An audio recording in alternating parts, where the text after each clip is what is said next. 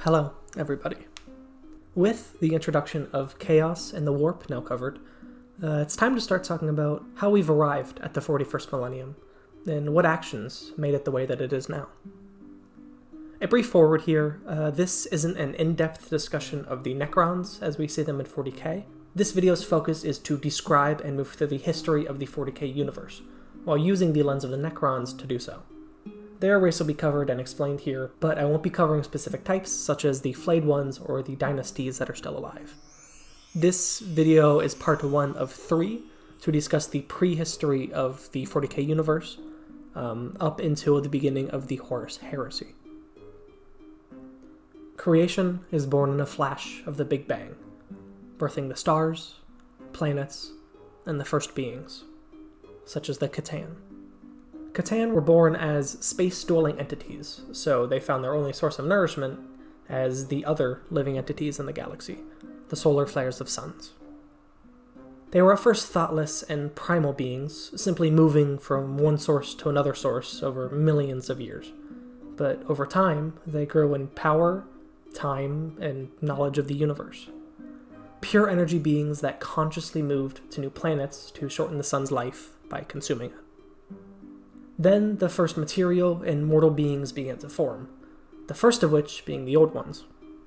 While true accounts of them are impossible to find, they were likely either a cold-blooded race of powerfully knowledgeable and psychically powered beings, or an alliance of several groups that convalesced into the race that fathered the Eldari and most other life later on. The idea of reptiles has some merit in fantasy, through the Slan and the common creation myth, but for 40k, I like the alliance of many a lot more. It answers a lot of questions how they grew dominant so quickly, and why they were seemingly masters at everything. Regardless, the Old Ones expand and conquer the galaxy, creating things such as the Webway, a stable and perfect tunnel through the warp, as in this time, the warp is incredibly more calm. It is, at this time, essentially unaffected by the extreme actions of sentient beings, as there are so few in the galaxy. So, these warp gates and webways allowed them to take a single step and be on a wholly different planet, safely, every time. At some unknown point, the Catan then fight a war against the Old Ones. Likely not fan of the fact that the Old Ones don't take kindly to things killing off their stars. In the battle, they are badly wounded by the Old One's psychic capabilities, and are forced to go into hiding to escape the Old One's wrath. The Old Ones, presumably, loved other races and wanted them to achieve and grow, fostering nascent species to possibly help them to branch out and become their peers, supporting this idea of a collective Old Ones species. They eventually created thousands of species, populating the galaxy and, inescapably, causing the turmoil in the warp. One of the races not formed by the Old Ones were the Necrontyr of the Halo stars. The Necrontyr were a humanoid, nihilistic, and suffering people that lived on a planet abused by the harsh radiation of its cruel sun. Their planet had little to no ozone layer, so the radiation simply blanketed everything in its corruption. The Necrontyr lived short, painful lives that ended with the massive cancerous growths that their sun gave them. Because of this, they grew into a cult of death worshippers, personifying death as a god that releases them from the suffering. Death is the end of life, but when life is painful, short, and without hope, death becomes a happy, hopeful end. Due to this, the monuments of the Necrontyr were monuments to the dead, final, peaceful, and respected. So, with absolute desperation, they fled their homeworld in faster-than-light ships, called torch ships, using necrodermis and stasis pods to survive such a long journey.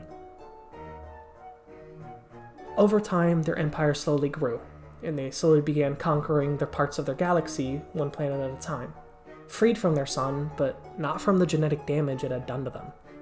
They began to be ruled by the Triarch, a collection of 3 Necrontyr that would make decisions for the whole race, with the nominal leader being the Silent King, who worked and spoke through his other 2 Triarchs.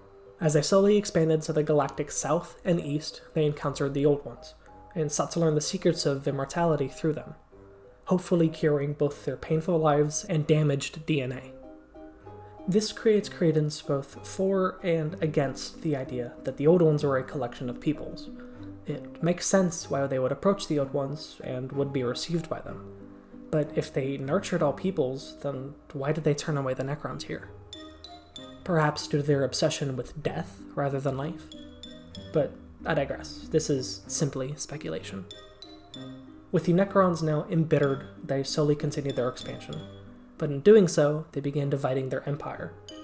Due to their limited technology, interaction between planets took months, and fringe planets began to seek freedom from the demanding empire. These planets formed dynasties, which rose as they sought to take control of their race from the Triarchy, leading to the Wars of Succession. While not nearly as powerfully advanced as the modern-day Necrons, it was still a civil war perpetuated by an entire species. Planets were eradicated, noble families executed, and chaos spread throughout the nascent empire. Zarek, the Silent King, decided that the Necrons needed a common enemy to fight against, something that everyone could rally behind. Throughout human history, this is obvious through groups such as the Nazi regime and their hatred of the Jewish people. It's much easier to come together when a mutual enemy is laid at your feet. So, the Silent King declares war on the Old Ones, offering amnesty to anyone that falls under his banner and falls back into the Necrontyr race.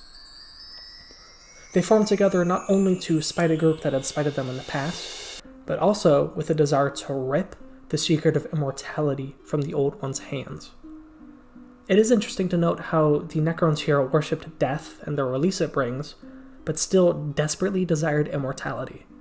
This shows that, at least at this point in their history, it was a cult of necessity and tradition, not one of pure faith.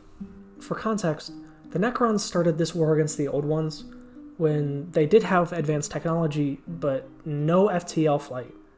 And the Old Ones are creating things like the Golden Throne, the Webway, and entire sentient species. The Necrontyr had spaceships. They didn't stand a chance.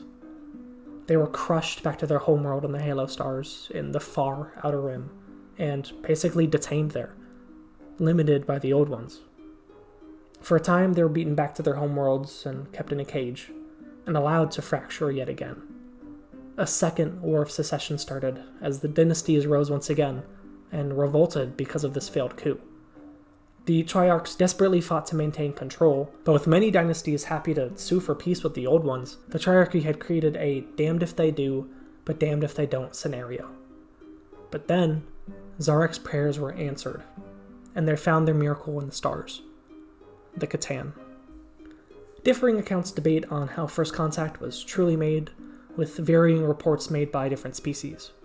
The Necron tomb world of Solemnus claims that it was a chance encounter, a Necron probe stumbling across it while measuring a dying giant red star.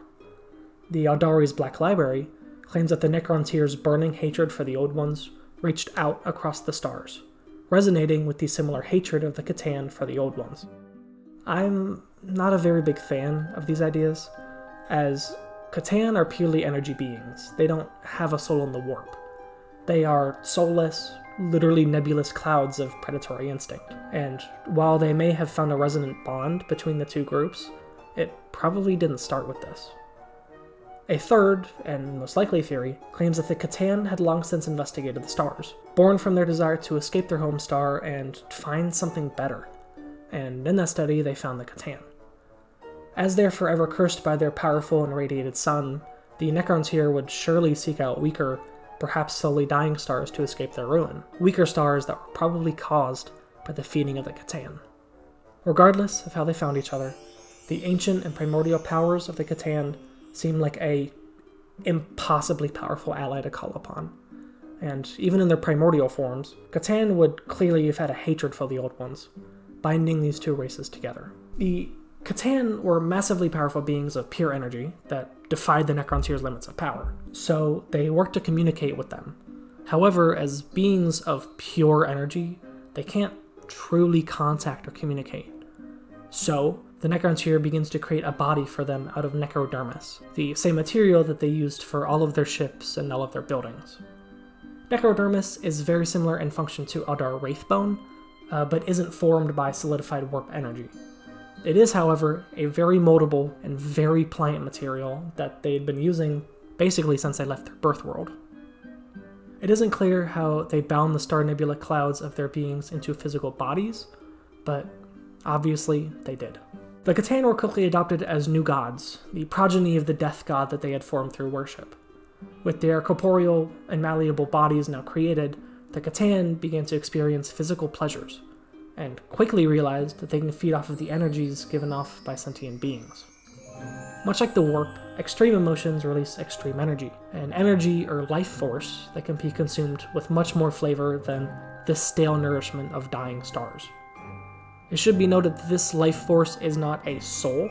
The Catan do not eat the souls of people. This is a point of contention that the Black Library has gone back and forth on, with differing reports made in essentially every edition. But in The Infinite and the Divine, a very, very, very good Necron book that came out recently, it confirms that the Catan consumed life force, not souls. It's unclear what this difference really is, but they are not chaos gods. They do not feed on the souls of dying people. Pain, suffering, agony, loss, these all become delectable entrees to the oldest beings in the galaxy. While it isn't known if this pleasure is born from their energy forms or the new personas created through their adaptable and unique bodies and pleasures, it is known that the Catan began to form specific identities that are distinct from the others, taking preference to specific, let's say, delicacies. In modern day, some claim that the Catan grew to mirror the minor gods that the Necrontyr had worshipped, but others say that they are created after the Catan were made physical. It's impossible to know, but which came first, the chicken or the egg? These Catan identities include Azagorod, the Nightbringer, a Catan that was so powerfully fatal that it imprinted itself onto the consciousness of all sentient races, giving them a vision of a Reaper coming to kill them. Humanity's literal Grim Reaper. Its presence was enough to make entire planets cower during the War in Heaven. Mephit the Deceiver, the Catan that eventually convinced the Necrontyr to transfer their consciousness to the machine bodies, damning them. Magladroth, the Void Dragon, is a consummate being of destruction that was only stopped by an Eldar god and the sacrifice of many, many others. Nyadrazath, a Catan of baleful fire. He was the one that showed the Necrons how to breach the webway through the Dolmen Gates. And Zarulash the Potentate. This Catan has only been found as a shard so far, but the shard was the power source behind the Pharos Beacon, a device that was used for intergalactic travel and communication by the Necrons. As the Catan reveled in the physical vices of the Necrontyr, they schemed and plotted to break out from the Necrontyr's service. In this goal, Mephit the Deceiver speaks to Zarak about the Catan's war against the Old Ones, and how, unlike the Old Ones, they could grant the Necrontyr immortality, eternal life, and a way to fight the Old Ones as recompense for granting them bodies. The Silent King and the other two pharaohs debated whether or not to allow this, the pros and the cons of such a decision. But eventually, they agreed. The only dissenting voice was that of Orican, the astrologer of the Triarchy. Orican prophesied that such an agreement would likely kill the soul of the Necrontyr, but his voice was left unheard. As the Deceiver is divisive, it's impossible to know if they really knew how much would be lost if they took this step, but regardless, they did. The biotransference of their physical bodies into the very necrodermis that was used for the Catan was chosen for everybody. As the preparations were finished, and the entire populations of Necrontyr planets stepped through the machines, Zarak, and only a small handful of others, truly realized what had just happened. The machine designed by the Catan tore apart the Necrontyr's body, cutting out everything except the bare necessities to retain life. The biofoundries removed their shadows in the warp, destroying their souls and their individuality, along with their organic, physical bodies. For the millions and billions of Necrons that stepped through the biotransference machine, dozens retained their agency and power. Catan then traveled along with the biofoundries, glutting themselves on the expended lives of planets and the suffering of the Necrontyr stepping into the machines. The Necrontyr had become the Necrons, losing their emotions, desires, and individual thought as they became slaves of the Catan, forced to obey the engrammatic command protocols held by their overlords, and the Triarchy themselves. Only the overlords and pharaons were capable of retaining themselves, recognizing the death of their empire's soul and their culture. It's not clear if this kept individuality is due to specifications of the Catan, or if their individual power or willpower was too strong for the process. Zarek had overcome the agony of mortal life, the tumors and cancerous growths of his tortured body left behind with now pure clarity and focus on the present. For a brief moment, the absolute majority of the Necrons were pleased, leaving behind the pain of life and reveling in their immortality.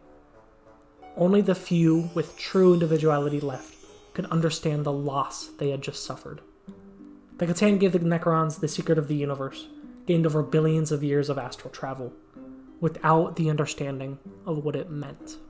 Along with the new, incredibly powerful tech granted by the Catans, the now machine Necrons became nothing but soulless husks sent to butcher entire species in the Catan's red harvests. Gauss weapons and widespread teleportation now powered the mindless machines, granting them absolute control over the physical realm as the Old Ones had absolute control over the warp, both sides of a coin that sought to overpower the other. The War in Heaven is the name given to this period of galaxy-spanning warfare, where solar systems died and were consumed by the Catan, only for the Old Ones to appear through the webway, beating back through advances. They reached a relative period of stalemate, where neither could really get the upper hand against the other's mastery. One of the biggest breakthroughs was when the Necrons finally broke into the webway used by the Eldar and the Old Ones through a Catan's invention of the Dolmen Gates. Gates that could brute force their way into the webway, tearing holes that millions could pour through. The webway is a massively spanning, sapient labyrinth that would react to its incursions, meaning that many invaders are likely lost, but many, many more moved through it, invading cities in the warp and without with complete surprise. This changed the war, as the Necrons had lost their soul to the biotransference, so they were incapable of FTL travel. Their march across the galaxy was inexorable, but dreadfully slow as well. So, these breaches allowed them to travel faster than light on a massive scale, giving them mastery both in the material universe and warp travel as well.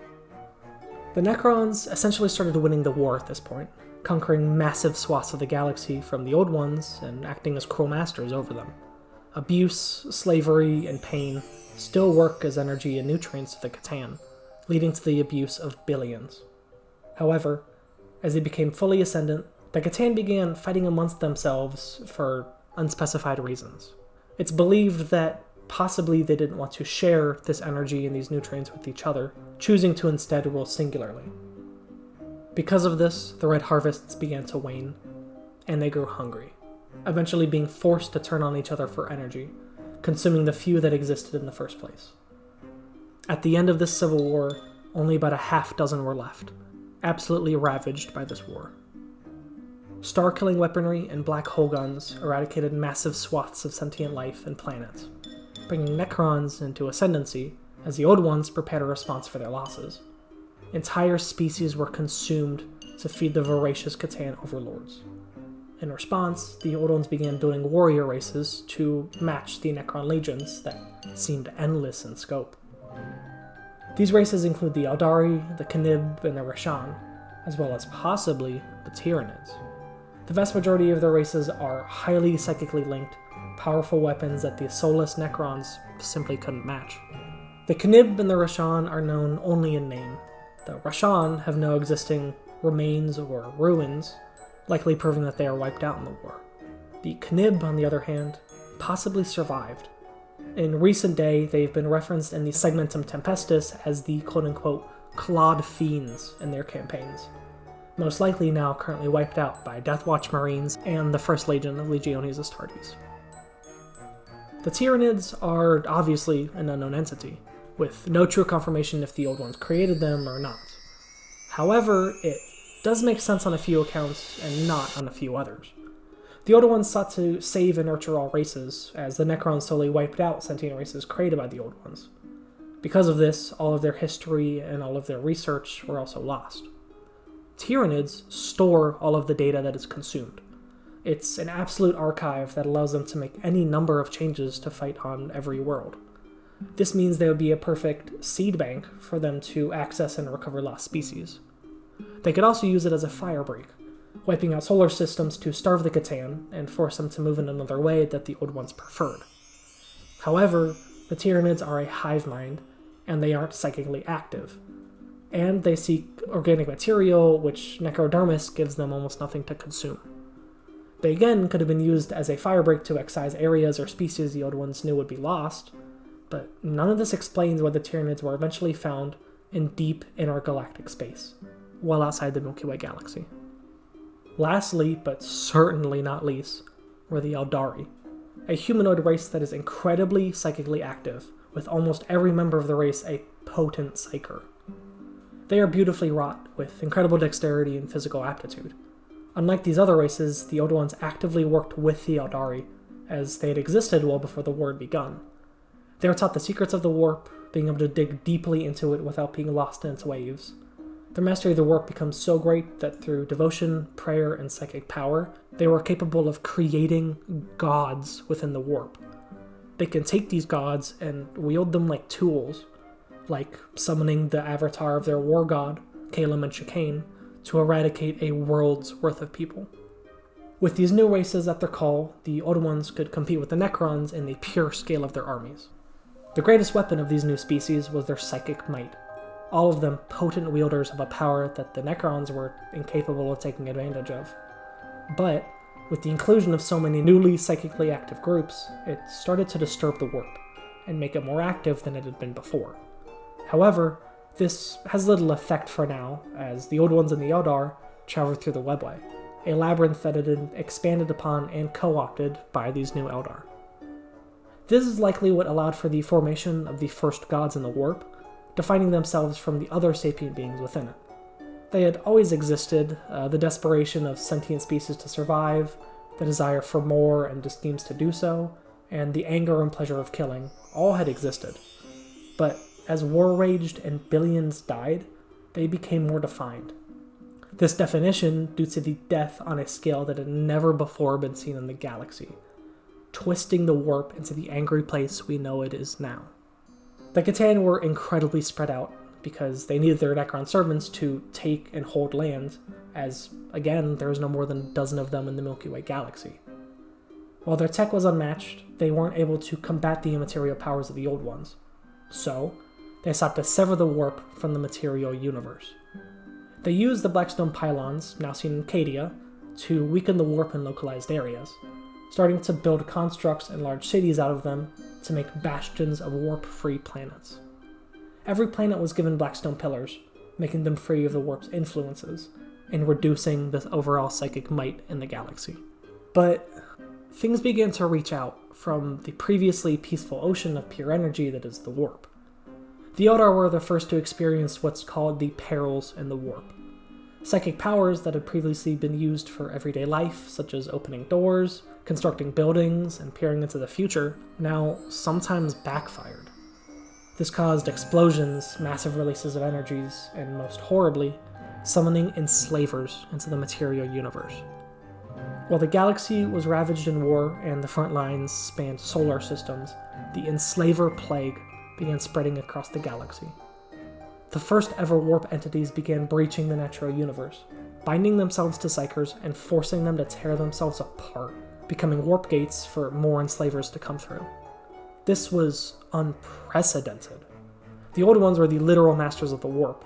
They'd used it for thousands, if not millions of years, and now they're seeing things that they had never understood begin to tear their species apart. Intelligences that at one point had been non-sapient, drifting notions of life, now tear holes into the material universe, unleashing death and destruction. In total desperation, all of the servant races of the Old Ones were now drafted in their entirety, the Kroorks entering the forefront, and the Jokero as the weaponsmiths of the Old Ones. The Kroorks were massive, incredibly muscled, and technologically advanced species, standing on average around 7 meters tall. The Wog energy that allows modern orcs to build and construct items in 40k was supercharged then, allowing them to easily create FTL travel, complex armor, and vehicles usable by any race. While it isn't clear if they had existed in some form previously, or if they were created during the Enslaver Plague, It is clear that they are made literally just as weapons, without any forethought to the consequences they would have.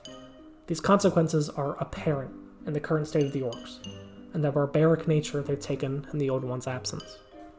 But the collective species have been ravaged, and large populations were now incredibly rare, making the Catan difficult to feed, weakening them even further after they fed on each other for sport. Again, now it was a necessity. With the Old Ones losing all of their holdings and being entirely vulnerable to the Enslavers, they vanished from the galaxy. It isn't known if they fled or if they were just wiped out, but if they survived, they fled in entirety, leaving no signs behind. As large populations became rarer and rarer, the Catan shrunk even further in power, making them vulnerable to the billions of servants that they had once controlled with ease. Through all this time, Zarek had simply waited. He controlled the Necrons, but would have been hard-pressed to overthrow the Catan, and even if he won, he would have then have to fight the Old Ones. But the Enslaver plague had wiped them out and forced them to flee.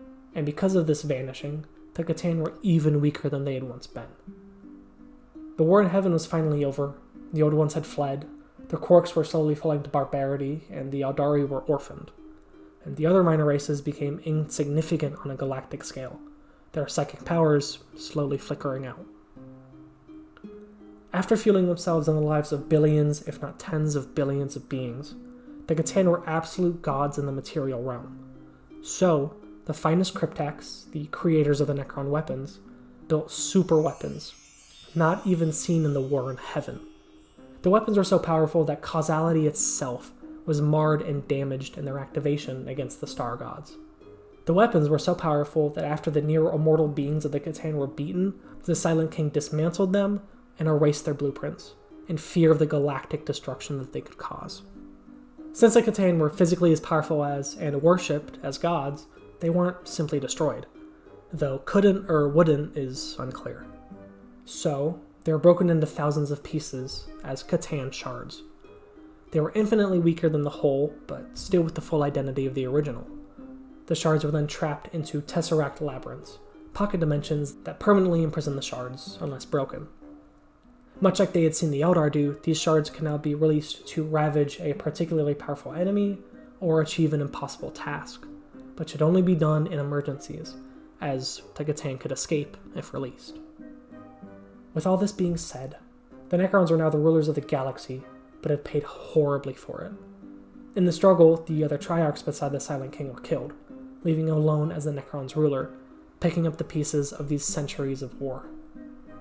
Enslavers are still rampant in the galaxy, eating entire planets in the domino effects they perpetuated. The rest of the galaxy, free of sentient life, was burning and scarred, destroyed by what is now thousands of years of warfare. So, the Silent King decides to retract from the galaxy, partaking in a great sleep to recuperate and wait out the deaths of the psychic races in the galaxy. After the Catan were enslaved, the Red Wake ceased, no longer needing to feed hungry gods. So in this pause, the Aldari took a major role in the galaxy, starting to fight off the Enslavers. But the Aldari were flesh, and the Necrons were happy to wait out the deaths of the flesh, so they may rise as unyielding metal.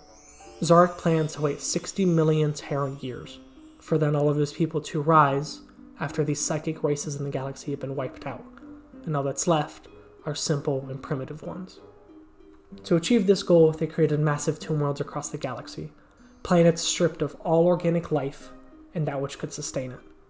Because enslavers that spread on a planetary scale could scar the planet with massive outpourings of warp energy. So, the Necrons erased all life on a planet, so no warp taint could reach it. They made wastelands of planets to then construct, in some cases, planet-sized complexes to house millions and billions of Necrons for 60 million years. Zarek commands all to sleep. Then, as he did, he broke the engrammatic programming that gave him inherent control over all of them. He set out for the stars, seeking knowledge and answers as his people slept. He wanted to find a race that the Necrons could be reverse processed into, or a process to create new organic bodies, freeing them from the eternal unlife that they lived. Looking back on it now, the largest consequence of the war in heaven were the changes wrought to the warp. The wall contained sections that once held the predatory instincts of the warp had begun scratching at the walls, and the Enslaver plague raged and tore open holes in this very wall before they eventually flickered out and were sent back. This has been part 1 of 3 of the Prehistory series. Next, we will be covering the Eldar, their ascendancy, and their collapse. Thank you. Have a wonderful day.